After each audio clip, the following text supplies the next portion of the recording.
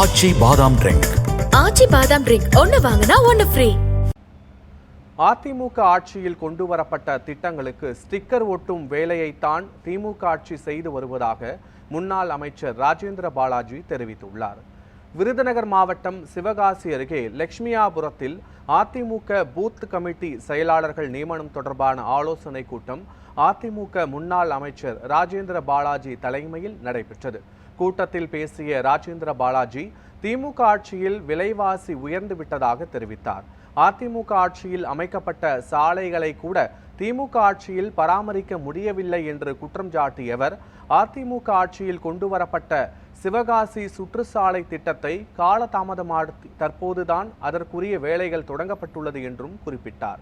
முதலமைச்சர் மு.க.ஸ்டாலின் எந்த புதிய திட்டங்களையும் கொண்டு வரவில்லை என்றும் அவர் குற்றம் சாட்டியுள்ளார். இன்றைக்கு புதிதாக ஒரு நாணயத்தை போடுகிறார்கள். ஏனென்று சொன்னால் சிவகாசி தொகுதி மட்டுமல்ல, விருதுநகர் மாவட்டம் மட்டுமல்ல, தமிழ்நாடு முழுக்க அதிமுக ஆட்சியிலே செய்யப்பட்ட திட்டங்களுக்கு ஸ்டிக்கர் ஒட்டுகின்ற பணியைத்தான் இப்போது திமுக ஆட்சி செய்து வருகிறது. திமுகவுடைய முதலமைச்சர் ஸ்டாலின் அவருடைய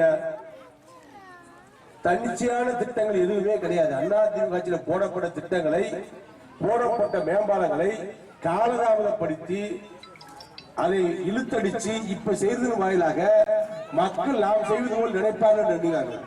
மத்திய அரசிடம் பெர்மிஷன் வாங்கியது அதிமுக, தமிழ்நாடு சட்டமன்றத்தில் அனுமதி கொடுத்தது அதிமுக, அரசாணை வெளியிட்டது எடப்பாடியார், பணம் ஒதுக்கியது எடப்பாடியார், காலதாமதப்படுத்தியது திமுக. இதை நீங்கள் புரிந்து கொள்ள வேண்டும்.